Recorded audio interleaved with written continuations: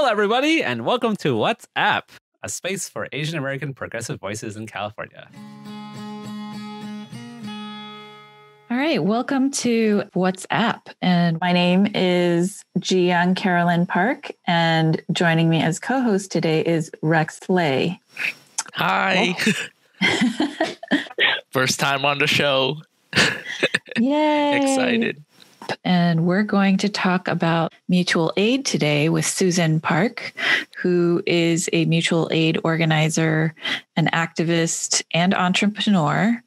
And we're specifically going to talk about the role of mutual aid in AAPI communities. Not only is she the founder of Asian Americans for Housing and Environmental Justice, she's also an entrepreneur and owns Revolutionario Tacos, which she recently turned during the pandemic into a mutual aid hub. She is also a founder and editor of Gidra Magazine.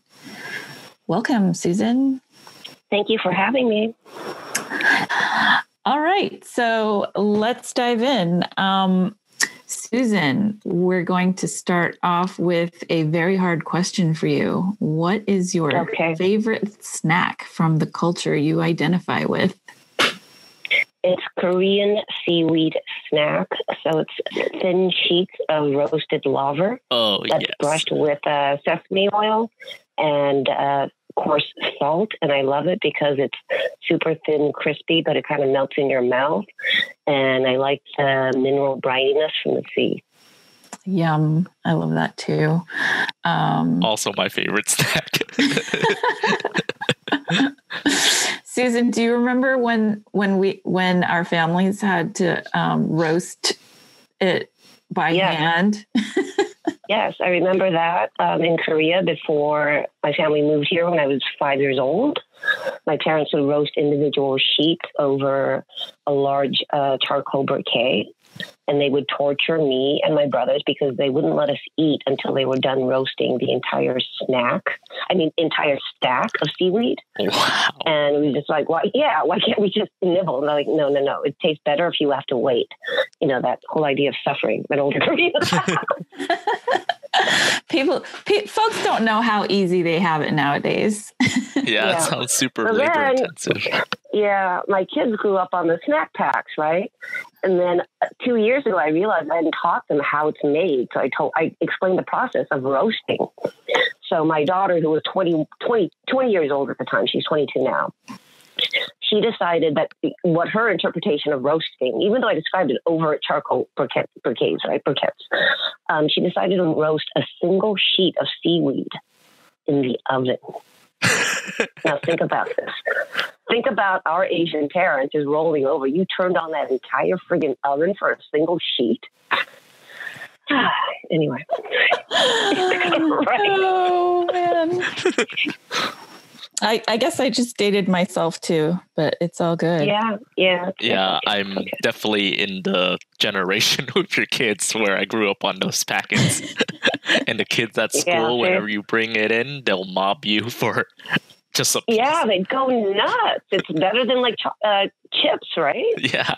You know what? As a kid in grade school, I went to a grade school that was pretty mixed, but I would say still majority white. And I introduced a lot of those kids to seaweed.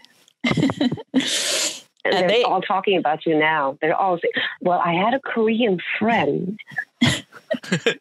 and I used to trade it for other snacks. Yeah. It was a hot commodity. Yeah, I grew up in an Asian bubble, so best way to gain social status was just to bring a pack of seaweed.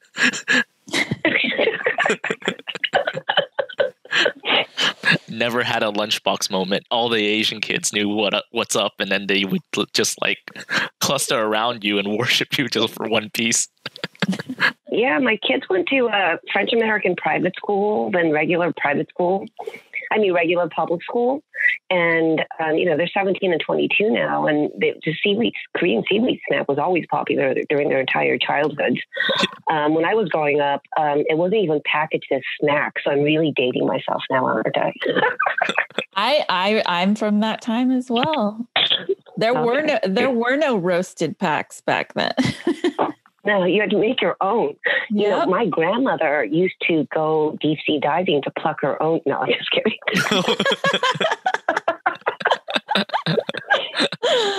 Oh, man. And time for our first question. What is mutual aid to you? Mutual aid to me is communities working together to ensure survival of our most vulnerable and isolated members. We work cooperatively to pool resources and share resources.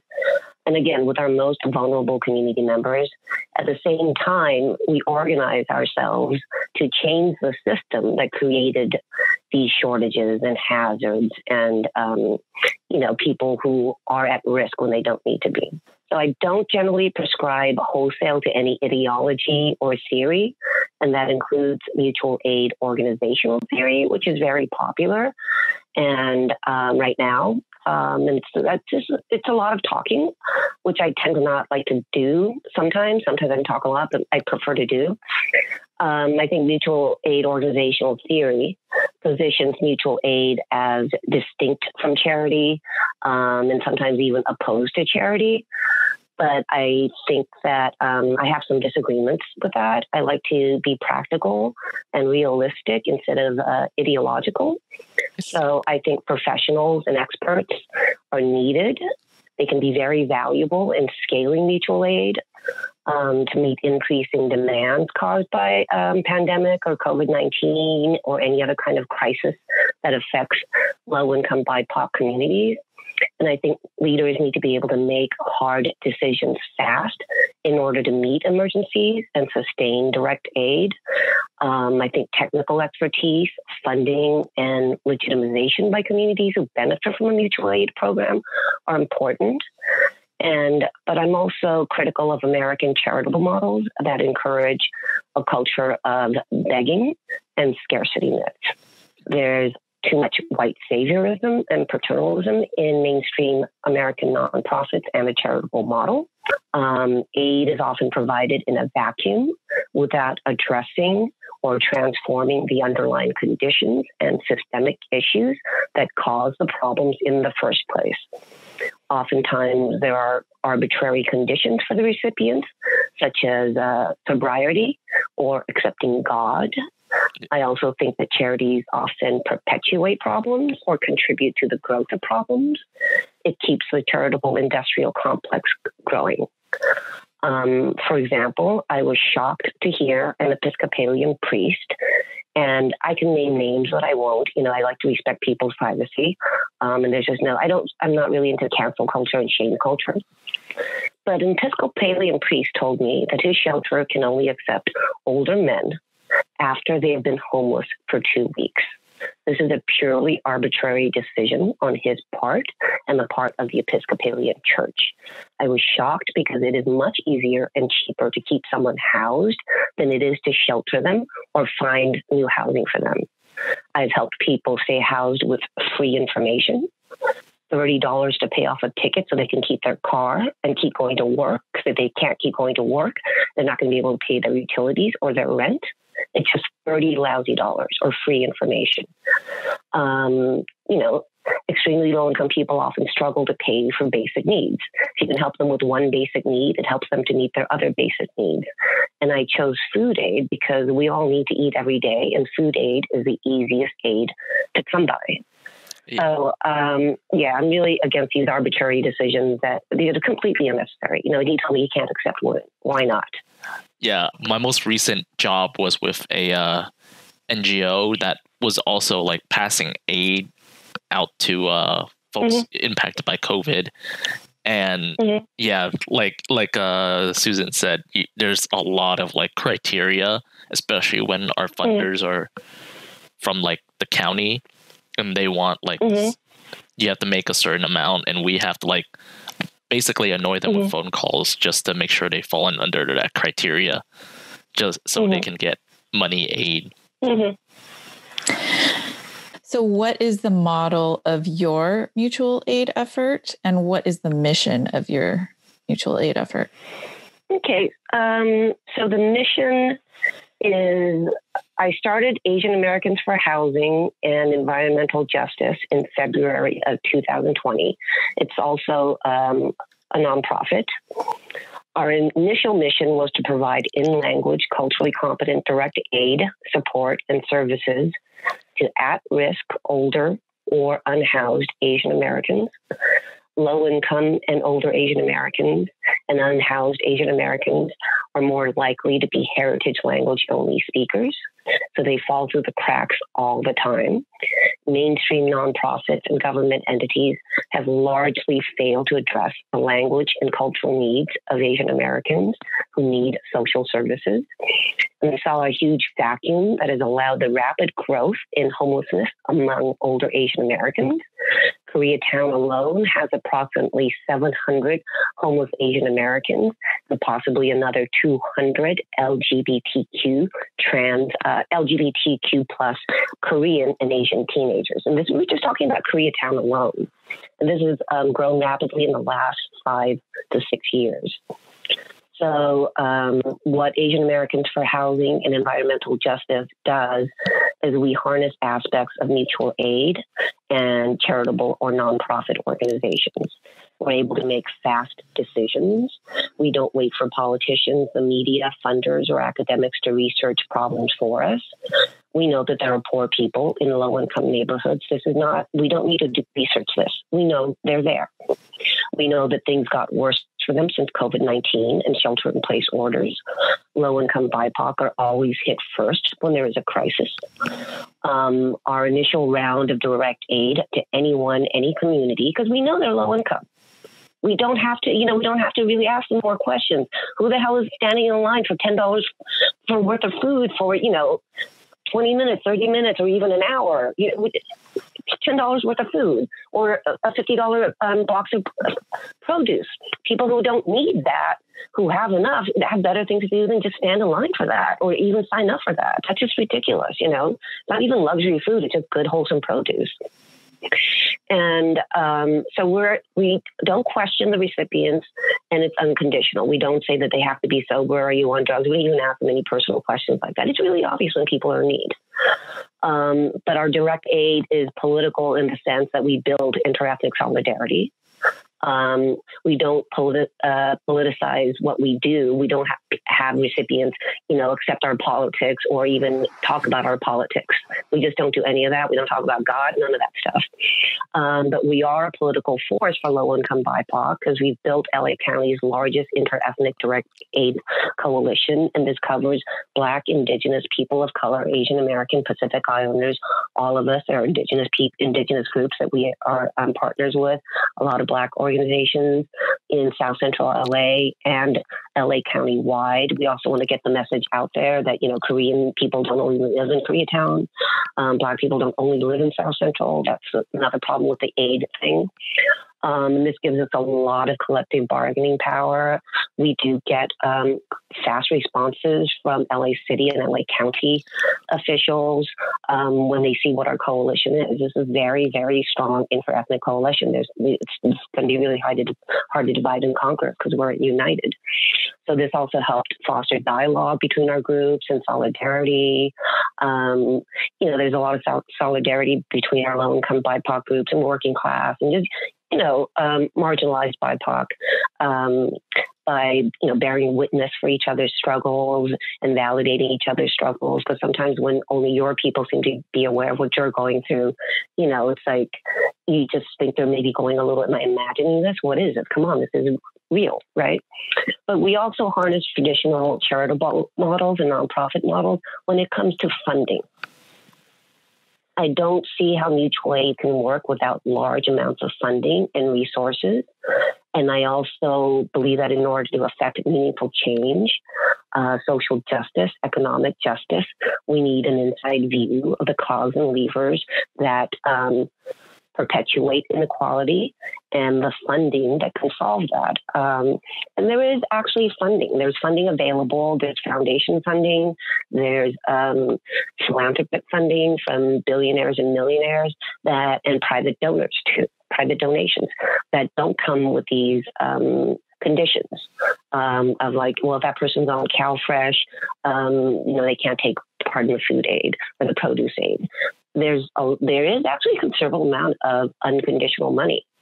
The thing about unconditional money for direct aid is quite a bit of it is actually just sitting there. It's not being pursued by a lot of mainstream nonprofits because a lot of direct aid funding doesn't cover a lot of operating costs. You'll get some operating costs. I'm fine with the amount of operating costs that I've gotten so far. It's there. It's just the ratios are different. Mainstream nonprofits are used to getting a lot more in operational funds and then spending a little on direct aid. But if you're a direct aid nonprofit, you're going to get a lot more to purchase materials, food, ingredients, and a lot less for operating costs. But, you'll get there. So that's pretty much it. That's how we work. We work by just going up to people, talking to them, asking them and listening to them. It's like, do you need, would food aid help you? What kind of aid? Hot meals, paired meals, produce? Are there any produce or ingredients that you prefer? Cultural preferences. We have an idea, but we ask. And so we provide culturally competent and culturally preferred foods.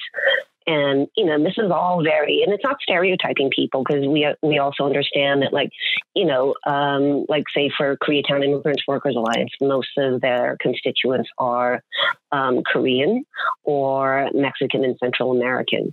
And a lot of older Koreans who live in Koreatown, they like tacos too. And a lot of Latinx who live in Koreatown, they like Korean barbecue too.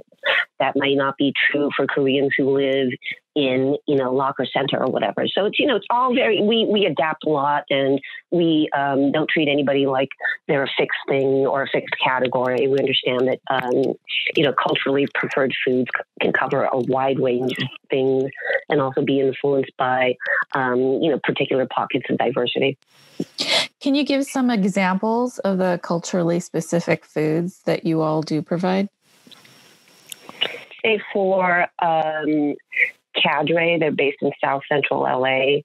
The families they serve are about half Black Americans and half Latinx or Hispanic Americans.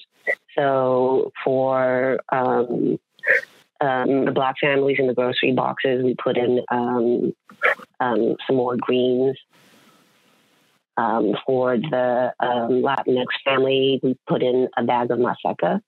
It's not really even that big of a deal. Like a lot of people like potatoes, onions, and carrots, right? But for the low-income Asian seniors, we put in a pack of tofu, and they love that. And the Asian seniors, they typically don't want beans. If they do want beans, it's usually the small red beans, and that's generally preferred by Korean and Japanese seniors. So culturally specific for Asian Americans, different kinds of rice. Japanese and Korean seniors and some Chinese seniors like japonica rice, the short grain rice. But a lot of other Chinese seniors prefer jasmine rice.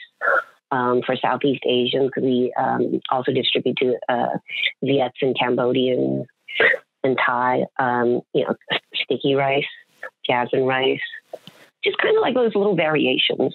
And then also with low-income Black seniors in South Central LA, some of them are ADOS, American descendants of slaves.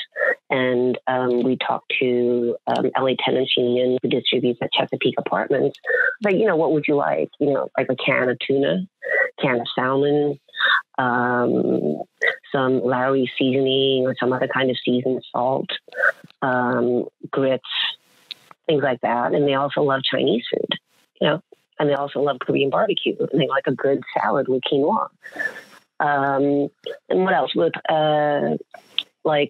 we distribute with 3 different indigenous groups, Native American groups, and they're all different. They're not even being Native or indigenous is not one thing. So they do like, squash and corn and peppers. It's not like that's all we're going to give them, but, a little bit of that in a produce bag is really appreciated. And they're also going to like general American things, So, and sometimes there's also just, it's going to be the same. A lot of Koreans really love corn, peppers, and potatoes. So it's that kind of stuff. That's really cool that you do that, because I think a lot of people have the idea that, food donations are just what folks don't want to have, and people should just accept whatever they can get. Mm-hmm. Yes. And I'm going to talk about that later, but it's not just whatever crap you don't want. If you don't want to eat it, if you would be too embarrassed to show up at your friend's house or your parents' house or whatever, or at your girlfriend and say, hey, look what I have for you. It should be that level of decent, good, nice. It's not some shit you have rotting away. No, that's a huge complaint among low-income BIPOC. That in particular, white people and white charities give them trash. There are widespread complaints of expired food for years, rotten food. This is coming from almost every group. And this is what I mean by interethnic coalition building, where the truth of one group is verified by the same experience of another group that's been abused at the hands of whiteness. Wow, this work sounds really awesome, and giving people the choice of what kind of food they want. It's really inspiring. And it makes people happy. They're so happy. And it's not a lot. It is a little harder, but it's not even that much more effort for how much joy it brings the recipients. Because it's I see that little detail about you. Yeah. I can imagine every every food we've ever passed out amongst every nonprofit. I've never seen one where it's tailored to specific people coming in and being asked what they want. So we would want to know how did you get started in your mutual aid effort? How did you end up founding this mutual aid effort? It's kind of something that, my parents were always into this. They would say, if somebody asks you for food and they're hungry, you have to give it to them. It's a Korean Buddhist concept. But specifically, I intentionally opened a restaurant in South Central LA in May of 2015. It's called Revolutionario North African Tacos, for the purpose of providing free hot meals to anyone in need, and also beverage of their choice. I think sometimes a lot of nonprofits perpetuate this idea that, low-income people should be given water, but, people who are living on the streets, it's they need sugar. Very well-fed people who are on diets should not be dictating what people who are food insecure and oftentimes go hungry for prolonged periods need. A little bit of sugar is a great self-medication for some people, who are food insecure. So I used profits from my restaurant for giving back to the community. And I wanted to create a model for vertical economic diversity to redistribute resources.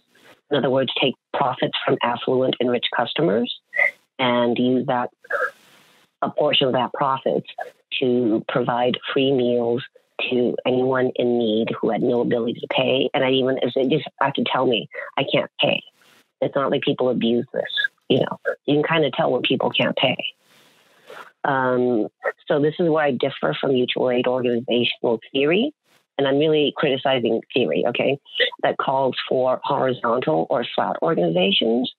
I just really feel like horizontal or flat organizations, it's another form of stratification that perpetuates problems, and stratification and silos also perpetuate problems. I think we need, a lot of people involved in the conversation, but we also need vetted leadership and leadership that also answers to the community. So I'm trying to create a vertically economic, diverse model that's inclusive, interethnic, to strengthen our, the working BIPOC communities. Can you explain what the horizontal model is and what the vertical model is? Okay. For example, horizontal stratification is really, you can have a lot of diversity, but it's diversity along the same band, right? So let's say, when Trayvon Martin was murdered, I was thinking, I grew up diverse. But I thought about, let's say, 10 Black friends that I'd spoken to within a month before Trayvon Martin was murdered. Probably like 6 or 7 of them went to Ivy League schools. The rest graduated from similarly elite schools. How is that real diversity?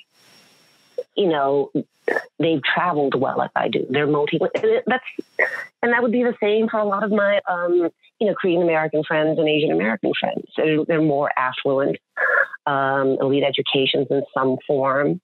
And it's like, who are we even talking to? How are we even liberals when we don't really know, that we have some voice in policy and politics and funding?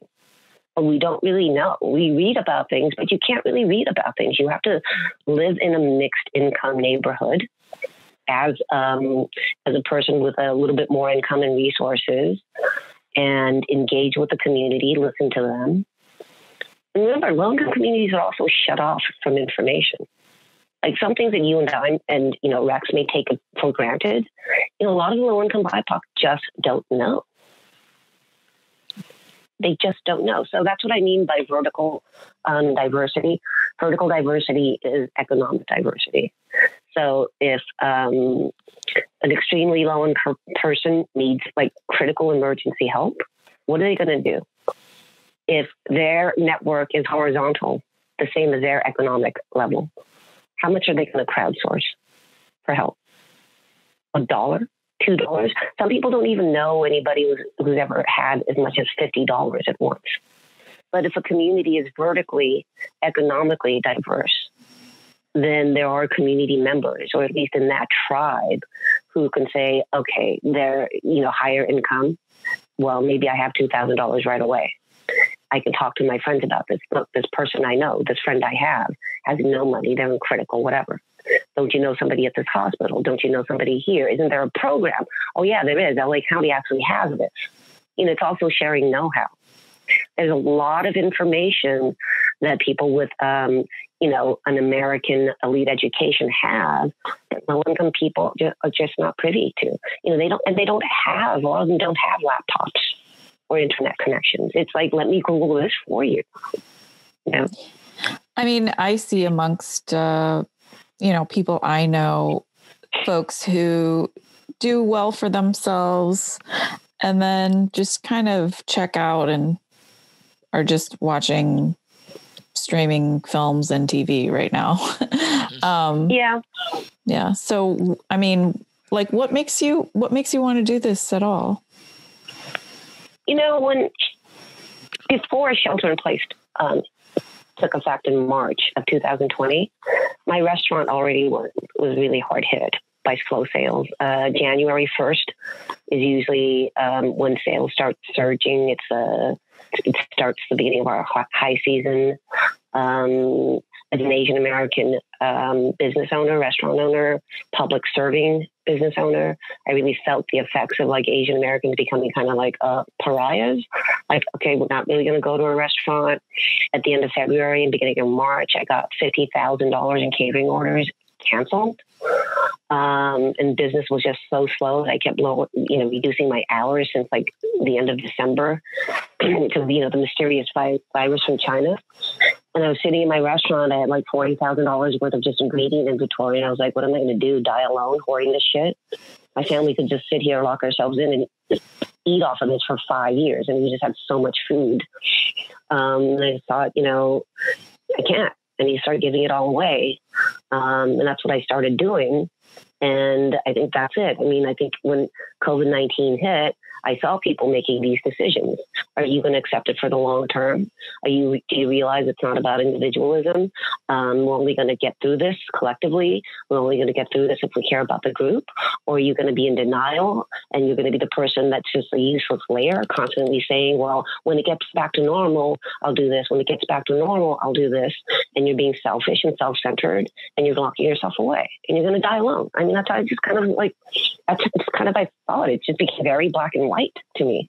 And since then, since February, March, I have seen people grow into the choices they made. You know, some people really decided, okay, let's be collective. And other people really decided this is going to make me more individualistic. Wow. That's a really great way of describing things. In terms of the communities you come into contact with because of like it's collective in our mutual aid action work, but what communities do you feel like you end up serving the most, and why do you think that's the case? It evolves. Because where I started was in South Central LA, and my restaurant specifically was on Jefferson, and it was right next to the block that was Old Koreatown. That's where the first Korean Presbyterian church is, the first Korean church in America. There's still a lot of low-income Korean seniors who live in that neighborhood. They're hidden; they don't seem visible. Which is the first church? Korean American Presbyterian Church or whatever. It's on Jefferson. Oh, okay. That's the first Korean church. And because I speak Korean and I know they were being underserved because they're not inside Koreatown proper, I started with low-income Korean seniors and Asian seniors, right? I always look in my neighborhood, right? And then, of course, low-income Black seniors, because I know low-income Black seniors are underserved. So I started with low-income Korean and low-income Black seniors. And it's really, all the government aid offices and mainstream nonprofits in LA County have Spanish language services, as they should. And this is a good thing.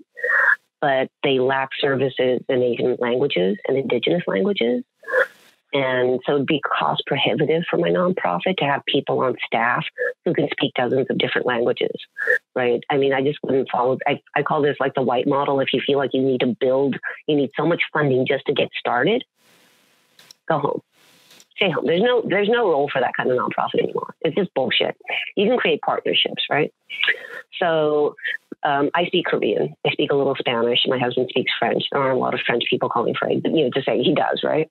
So, and then I was able to develop a pretty fast, interethnic coalition of people who speak different languages too. So I was able to get things translated in a lot of different languages. And they also offer cultural insights. So the language thing was huge. But I also wanted to resolve the false dichotomy of constantly comparing immigrants with Black Americans. Because there are also a lot of Black immigrants. And because these narratives and tropes have the effect of dividing us in order to conquer us. So I spoke with my Black friends, associates, colleagues in South Central LA. And I said, what do you think about this? I think this is a really good perspective. I think it really changes a lot of things right away. So I said, what if, do you think this is a good idea? What if I extended my argument, my demand for in-language, culturally competent support services and direct aid for at-risk, low-income, seniors, unhoused Asian Americans? What if I said that low-income Black seniors should get in-language, culturally competent support? And they thought it was a great idea. Because with that demand, first of all, if you accept that for Asian Americans, you have to accept that for Black Americans. You're just on the path to accepting that, right? It's too weird to say, well, what do you mean by that? White America knows that it has, made fun of African American vernaculars. They know. And, especially very old Black seniors in general, they have really suffered at the hands of white people, white nonprofits who pretend they don't understand what they're saying or mock how they speak. They've been insulted. But with my argument, I'm putting the burden, the onus on the provider, the mutual aid provider, or the nonprofit or the charitable organization. They have to be competent to serve low-income Black seniors. That's so important. And I see a lot of mutual aid that isn't doing that. So I really commend you for advocating for that. And then we also reached out to indigenous and Native American groups in LA County. LA County has the largest indigenous and Native population of any metropolitan area in America. You know, I saw people doing things like from LA, taking a van load of things to the Navajo Nation. You know, bless their hearts, I commend them, but it's not practical. And it's also weird because there are indigenous and Native American groups in LA County. We have the largest of any metropolitan area.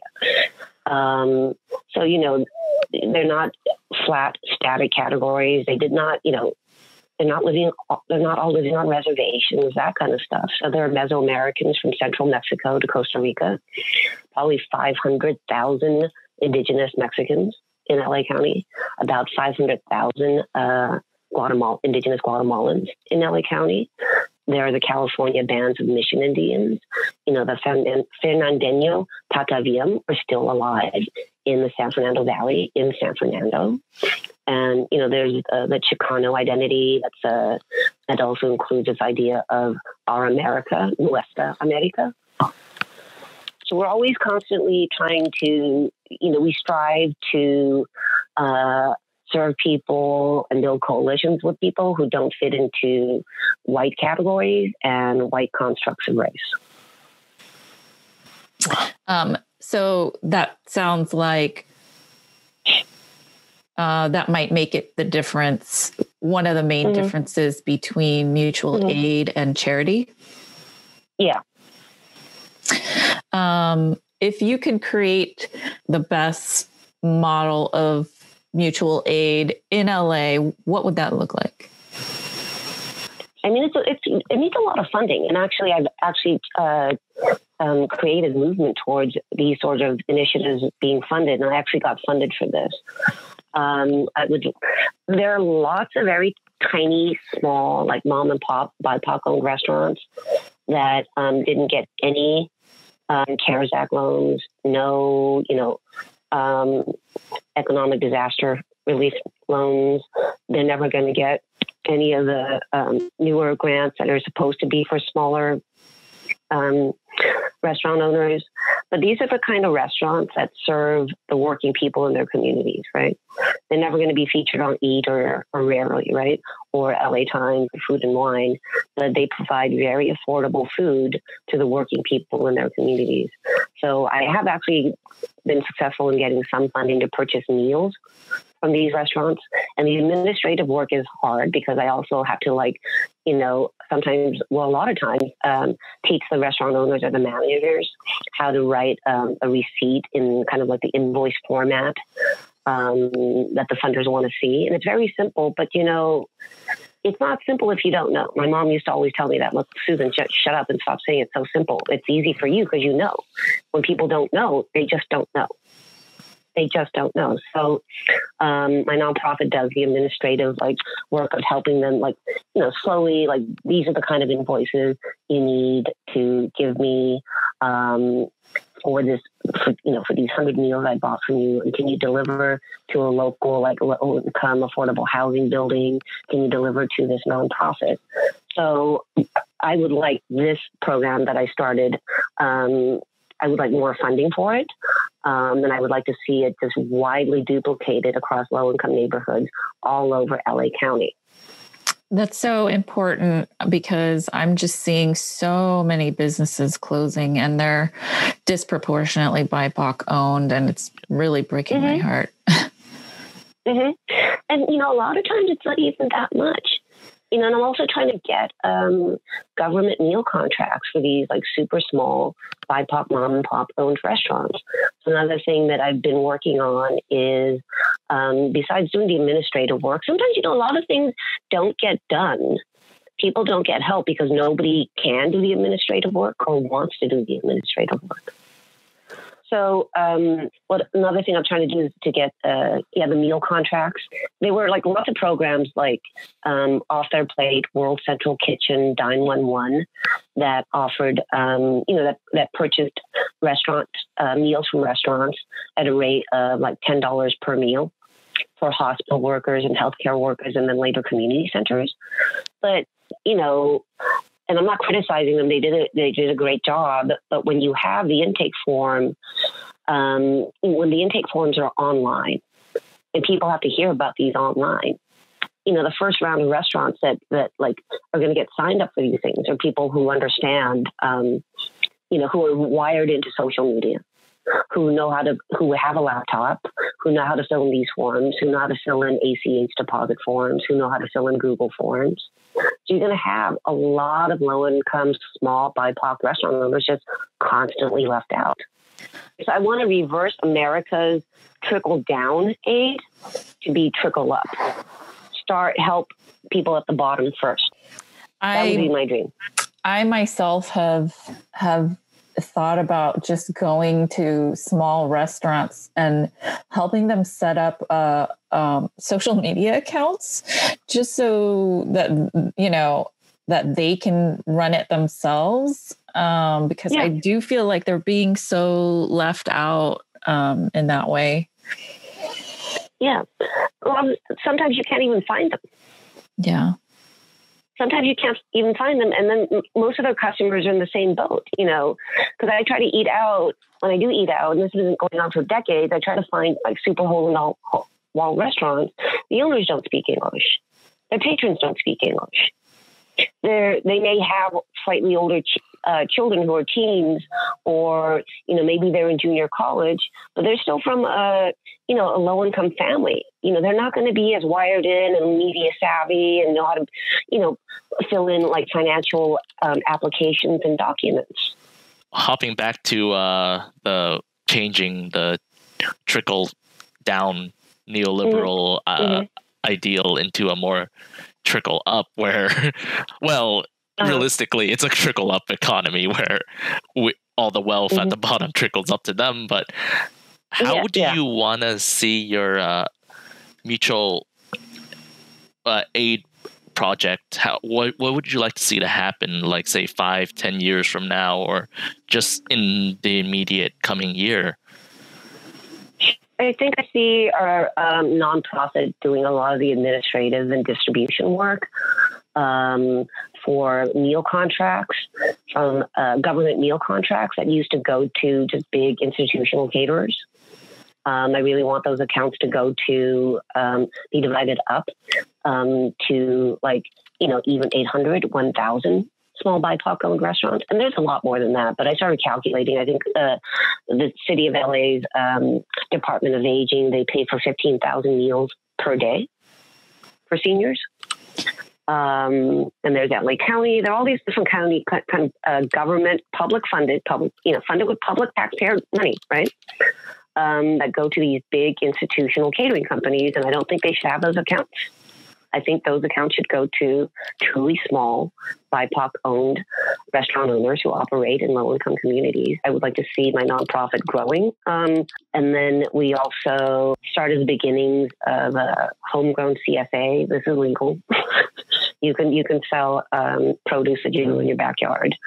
And then I would also like to purchase from BIPOC farmers who are local as possible, to create CSAs that more affluent customers can buy to subsidize free groceries for low-income people.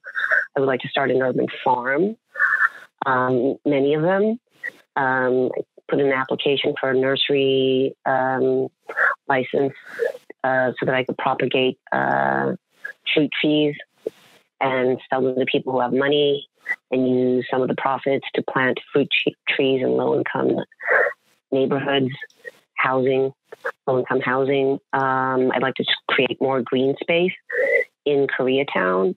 What's happening in Koreatown is that Koreatown has the lowest green coverage, county cover. It's the least green neighborhood out of 188 neighborhoods in LA.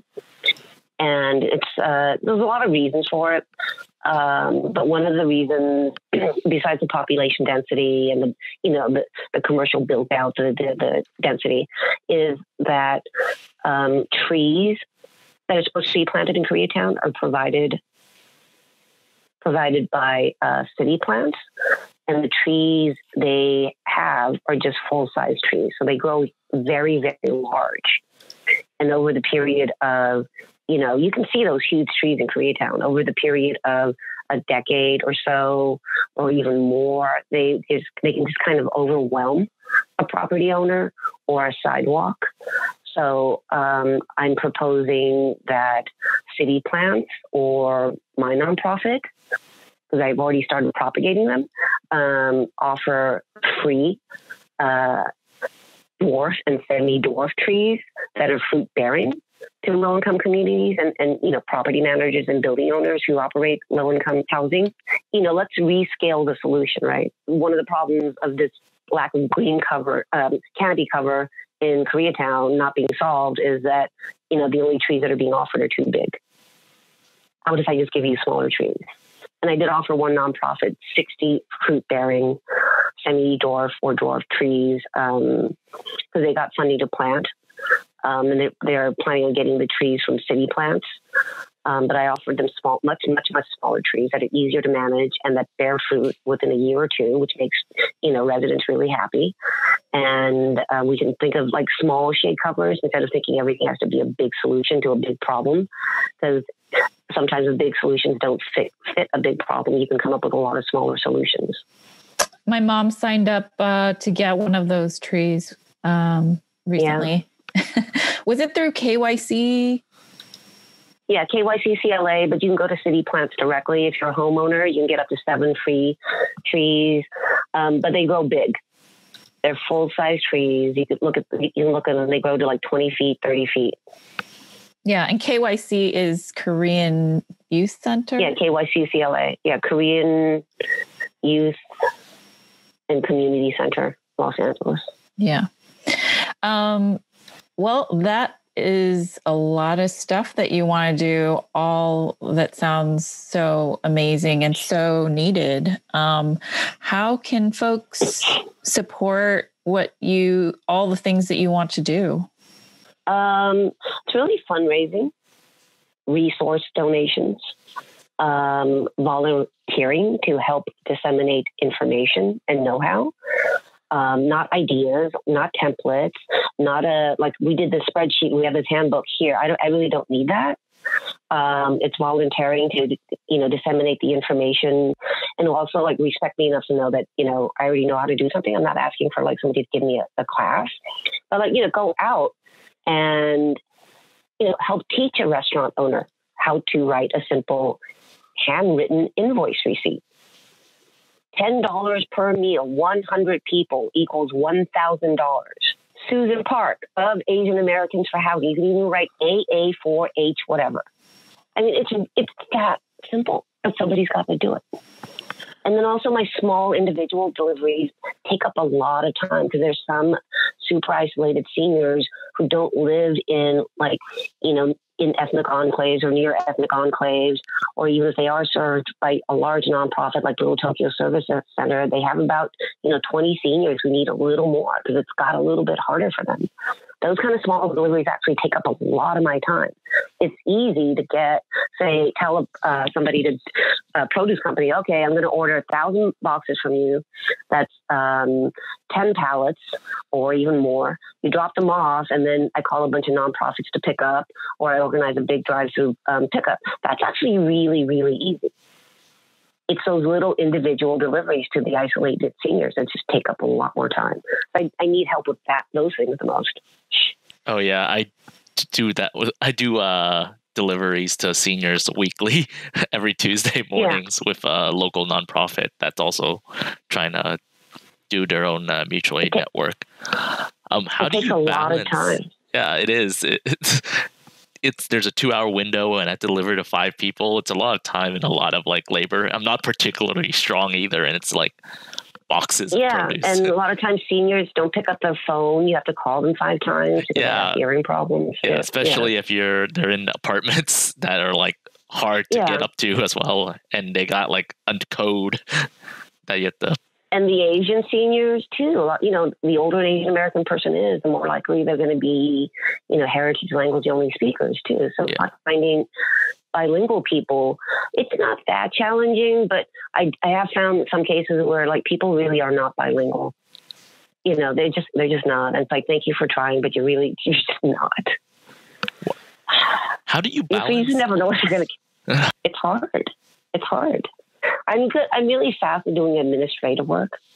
That's why I do this stuff, because I can do a considerable amount of administrative work, very fast, like extremely fast. I have problems sometimes with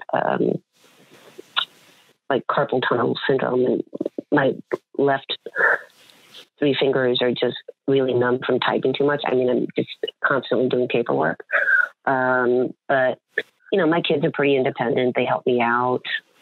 It's not easy balancing. I think where I really fail the balancing is I don't take care of myself as much. But I think since my work for my nonprofit and mutual aid network grew, I really just pushed the restaurant stuff more onto my husband, and that's really what he should have been doing in the first place. And I started spending a little more time taking care of myself. Yeah. I mean, the restaurant is for him. You know, he's a chef. He's a chef by training, and that's what he grew up learning. He went to culinary school in France. Me, you know, I could be a chef if I want to, but I can also do a lot of other things. So, how do you take care of yourself? I drink wine every day at the end of the day. And that's not the best way to take care of yourself. You know, it gets me to sleep fast. But taking care of myself, I really like gardening. I really, really like gardening. I started that after moving out of South Central LA into what I call West Koreatown, or Korean Beverly Hills. So yeah, I really like gardening. That's what gave me the idea for the nursery and propagating, you know, edible plants and trees.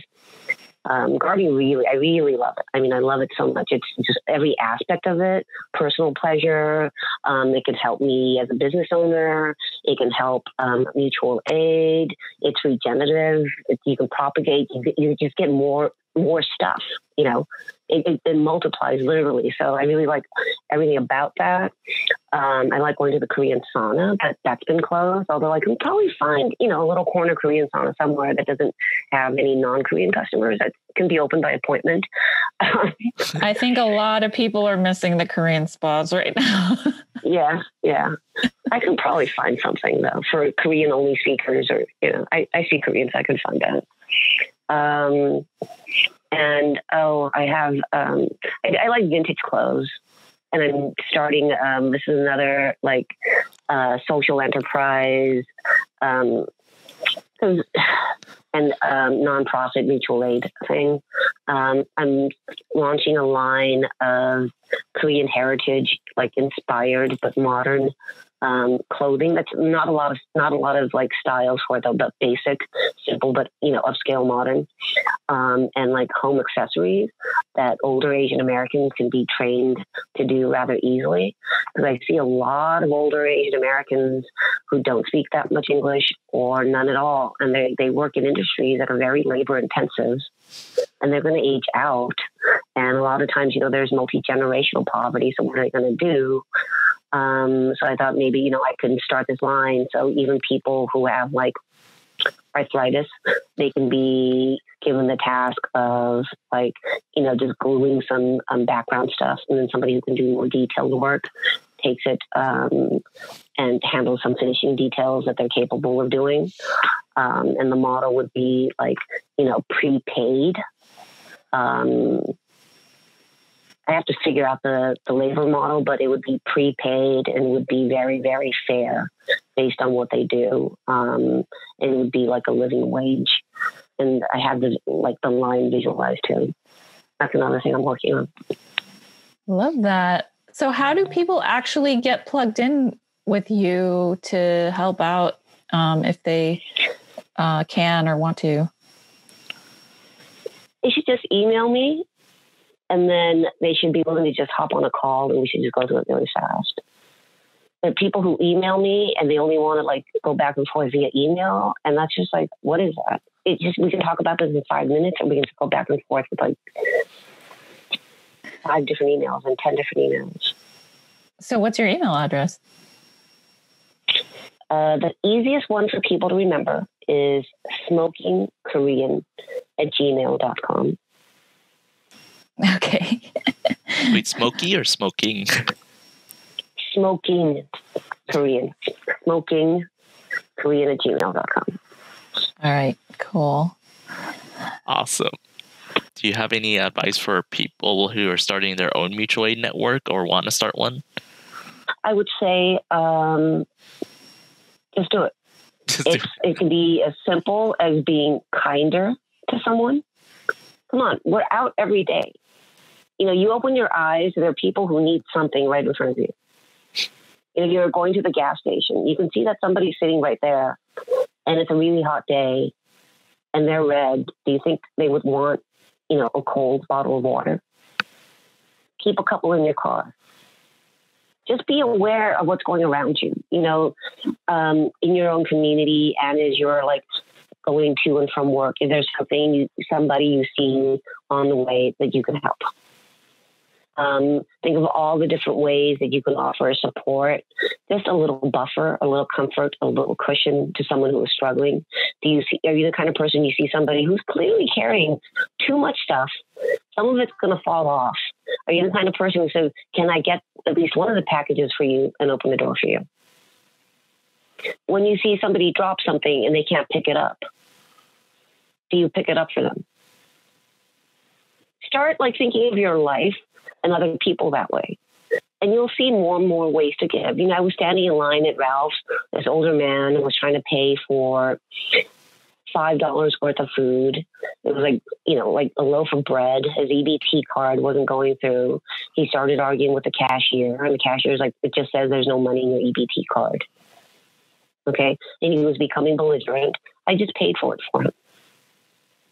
$5 doesn't mean that much to me. Yep. It's $5 is not much money to me at all. Did this man thank me? No. Nobody's probably ever even done anything nice for him. He didn't even expect it. And it's just like, whatever. But, you know, it's not about me. The man was clearly, I mean, he looked extremely, extremely low income. His shoes were tattered. You know, he's not going to go party with a loaf of bread and, you know, a pack of hot dogs or whatever. And if you keep your eye open for things like that, and even at work too, coworkers, you know, even successful people. If you know some successful people, to say, you know, I've been thinking about you. I was wondering, is everything okay? You'd be surprised. Successful people, a lot of times nobody even asks if they're doing okay. But, you know, everybody feels like they need help sometimes. And if you ask successful people if they're doing okay when they're all alone and nobody's helping them, nobody's asking them, they're going to remember you later. That's actually how I get very large donations. And you can't fake it. It's just the way I've been. And of course, I know successful people. You know, not everybody knows people with a lot of money. But, you know, that's where I've gotten a lot of, like, substantial private donations. Because people remember me. They're like, oh, God, even 10 years ago, Susan was like this kind of person with me when, you know. Just open your eyes to the world around you and people who are, you know, their little daily struggles. I think that's how you start. Like, mutual aid on a small level, you know, person-to-person level. And then you can also start organizing with some friends, you know. Let's say you want to help a restaurant, you know, 20 old seniors who need food, $10 a meal, $200. That's one of the things I did. Okay, $200. You know, I had $200 to spend for 20 meals for seniors, but I knew that I'm not going to have 20,000, 50,000, 100,000, $500,000. You know, so I started just talking to my foodie friends. I was like, hey, let's chip in and buy, you know, to get $200 worth of meals, $400 worth of meals. You can do stuff like that too. You know what I'm realizing is that we didn't talk about your own background. Can you share a little bit about your own background and how it got you to what you're doing today? I'm Korean American. I was born in Seoul, South Korea in October of 1969. My family moved to America in January of 1975. I was 5 years old. And I always say moved. I don't say we immigrated. We were certainly not refugees. My family was doing okay in Korea. My dad was part of the creative class and professional class. My mother wanted to move to America. My father did not. My brothers and I did not either. So I always say we moved. My parents were part of the professional class of Korean Americans who immigrated to America roughly between 1965 and 1977, some a little bit before, but some a little bit after.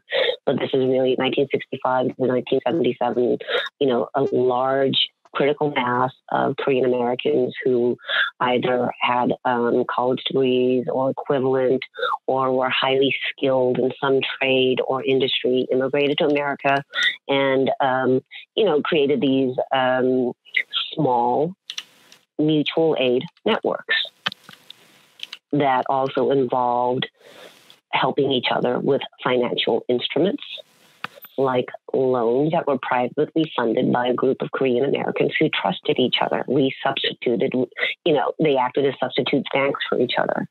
They also organized, these were the Korean Americans who also started a lot of the, well-established, better-known Korean American nonprofits some of them in the 1960s, but certainly, most of them starting in the 1970s until the early 1990s. These are the Korean Americans who also just decided, with a small group of other Korean Americans to start large industries like the wig industry. What is now called the black hair industry that's controlled by Korean Americans really started off as Korean Americans controlling Korean hair, our hair, the hair from our women, low-income, poor, impoverished women. It was our hair. So, they decided to start like vast industries, like the wig industry. And obviously they didn't have any idea that Black women would be the largest customers for it. But, I think it's just being a part of this, the children of this generation of Korean Americans and seeing how much they were able to self-organize. And obviously they brought the tools with them from Korea. They weren't refugees. They didn't walk over. That's why I want to emphasize the kind of know-how they brought with them from Korea, because there is, false immigrant narrative in America that we're all the same. We're all just kind of like blank slates and we all don't know anything about America. That's not true. That's just not, we're not all the same blank slate. We come with a different group. But anyway, just being a part of this generation, the first two generations of Korean Americans who established Korean American economies, I think that is like the biggest influence in my life. And also my parents were progressives. They're not just progressive for Korean parents or Asian parents of their generation. They were just progressive parents. So they raised me that, they're in their 70s. They don't have like what's considered politically correct words by, today's standards when they talk about different people. But ultimately, they always reverted back to their idea that, all human beings are human beings. And we all deserve a shot at, equity, fairness, and not just basic needs, but, we all deserve a shot at, living out some of our dreams and our hopes and our aspirations and trying to better ourselves, because that's what makes us different from, animals. So I think those two things really influenced who I am as a person, how I see in organized mutual aid, and my relationship vis-a-vis white supremacy. My parents made sure I could still speak Korean. My parents made sure I can read Korean. I can think, dream, hope, live in Korea. I don't need to think in a colonizer's language. I am independent of them. So I can say, and I know, they don't know what's going on in my head. They don't understand what I'm thinking. But I've been entirely educated in America. I know their playbook. I've had to read so much about them. They live in a friggin' glass house. Their playbooks are published. They know nothing about me. And that's just really funny to me. Yeah, I definitely relate to a lot of what you're saying. My maternal grandmother came over here. She was already a nurse in Korea. But, during that time, which was late 60s, it was only the certain kinds of people from Korea who were able to immigrate over here. So it was like, people with skills, but then they come over here and then they can't practice in the field that they are trained for. So she couldn't be a nurse, and she ended up being like a caretaker, earning a whole lot less. And my maternal grandfather was an architect. He really didn't want to come here. It was actually my grandmother's dream to come here. And when he came here, he was mowing lawns. And he probably became a little bitter, and he felt emasculated because being an architect in Korea is a big deal. He had status and class, and people spoke to him a certain way. People probably called him 선생님, right? Teacher, or 사장님, the boss. And then he comes here and he's mowing lawns, and he's somebody's lawn boy, and he's choking on it. He's angry. Yes. That's what happened to my father. He's just the indignity. Yes. Yes. Because they don't care and about just how our we're playbooks. all rendered. No, they don't. But they're suspicious of us because they think, East Asians in particular, like, but they have high culture. They know shit too, but they don't want to know what we know. They're too lazy. But then that causes them to be constantly kind of suspicious of us and always consider us to be foreigners because they don't even want to bother to read one book about us. So we have to read everything about them. Yeah. It's a very common story, like a lot of like Asian immigrants, a lot of people who just come here and they used to be doctors. Like my best friend's dad, for example, it was a doctor back in Burma, and he's here and now he's a restaurant owner. He started as an engineer. And then they don't understand like these backgrounds that these Asian immigrants have, and they're like, wow, God, you're so smart. You're so amazing. It's like, these are people who are bringing in very advanced skill sets and thinking skills, executive thinking skills, administrative skills, organizational skills, science about life, science and the body and how, the world is built. They're putting it in this one little business or an industry. Yeah, of course they're going to do well. Do you have any final thoughts, Susan, as we close out on this episode? What motivates me to do this work is it's fighting white supremacy and institutional racism. It's not dismantling it. I want to chip away at it. I want to adjust the cogs and levers of how it moves and what it wants to do. And I want to bring down the matrix of oppression brick by brick until it collapses onto itself, while simultaneously creating alternative systems for BIPOC. And I think we create these alternative systems through mutual aid networks, and it does work. You think about all the shit that Korean Americans have for our people. We have our own hospitals, we have our own schools, we have so many of our own institutions. Why can't BIPOC in America have that across the board, or more anyway? Building dual power that doesn't rely upon them. And I think one external question that's really important to address, because a lot of other stuff can be edited out, is, what is you want to know, what is the general mindset in AAPI, Asian American Pacific Islander communities, concerning mutual aid? If negative mindset, how can it be improved? Outreach, education. There's really no negative mindset towards mutual aid.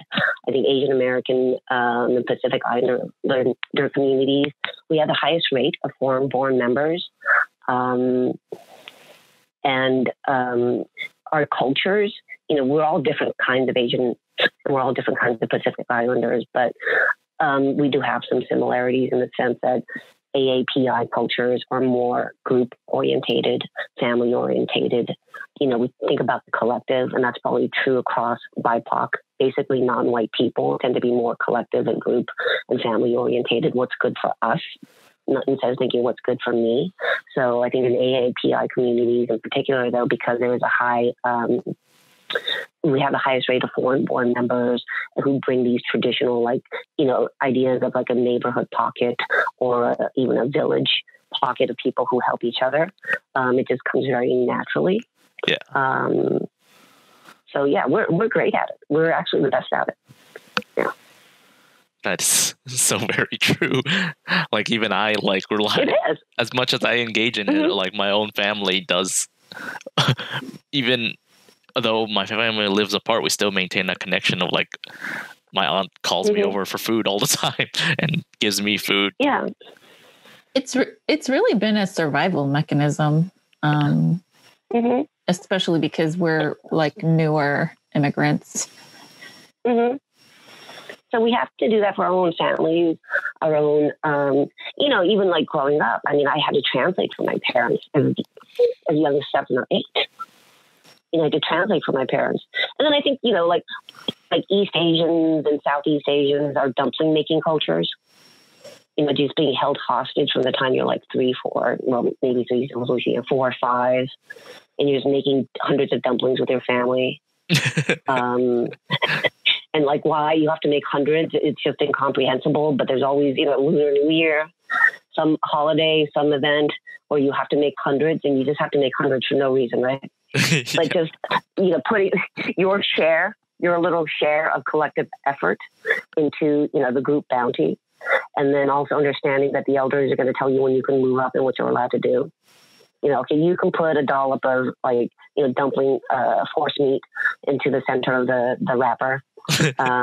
Oh, wait a minute. Now you're making a mistake. You're not consistent. One's too fat. One's too small. You're just all over the map. Control yourself. So we learn self-control too, right? And then, how to pinch the dumplings. Oh, so-and-so, you're doing it really well. You have good fine motor skills, control. I think, Asian cultures do teach children like fine motor skills. There's a bigger emphasis on that. Don't touch that like that. Of course, sometimes the way they try to teach you is maybe not that great. It's not that acceptable. But, we're taught these things. We're taught these things. Yeah, I was on a swim team that was all Korean when I was a kid, and he used to hit us with a bamboo stick across the back of our cab into the water. Yeah, that's child abuse. That's illegal. But man, I really love the your dumpling story, because I definitely relate to that and definitely have memories of that as well. It's a bonding experience. I wanted to make more broadly Asian, but like if you're Korean American too, with like first generation immigrant parents, that before that trip to the Grand Canyon or Disneyland or whatever, everybody has to wake up at 5 a.m. Oh my God. To help mom make kimbap. And mom's like, you got unlucky, because I've been working since 3 a.m. to cook the rice, the stuffing stuff. And then you scarf it down in the car before you enter Disneyland because they wouldn't let you let food in. Oh, yeah. Or you try to hide it in your purse. Oh, yeah. We had to sneak it in. My parents' idea was for me to carry a purse and me to hide it because they wouldn't search a child. Yeah. Because it was already too expensive to get in. Yeah, $7 water bottles. No, thanks. Yeah. Yeah, you can't buy water either. So we're all drinking, like, it starts off as cold water, right? But it's lukewarm tempted by the end of the day.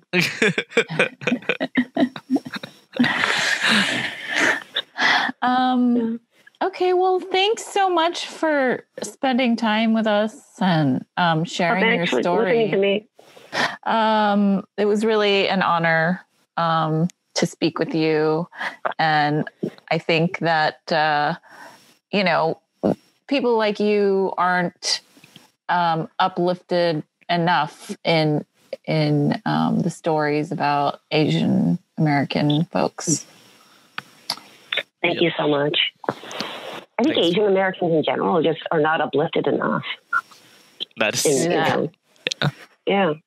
We just aren't for the good deeds that we do. I mean, I cannot stress like the good work that Asian American nonprofits do, not just for Asian Americans, but like one of the buildings at KYCCLA, one of their affordable housing units, half the residents are low income or even formerly unhoused Black seniors and low income Black families. A lot of Asian American nonprofits are like that. Like over half of their constituents, or almost half, are not even Asian American. They're just people who live in the community. and they're, BIPOC who live in the same community. Those kinds of stories really need to be told more, Yeah. Agreed. Because Asian Americans are often, placed as proxies for white people. We're like the proxy villains for white liberal assimilationists or the proxy, people who accept guilt for white liberals. I don't know how that even happened. And white conservatives too love to use Asian Americans as proxies. It's just our own stories, the real stories of Asian Americans need to be told. Yeah. And that's why we're doing this. The model minority. And thank you for having me. Yeah. Yeah. Well, thank you so much for having me. Yeah. No problem. It was great learning all we could from you. Oh, thank you. Thank you. All right. Have a good day. So wrap. You too. That's what's up with mutual aid. That's what's up. Thank you.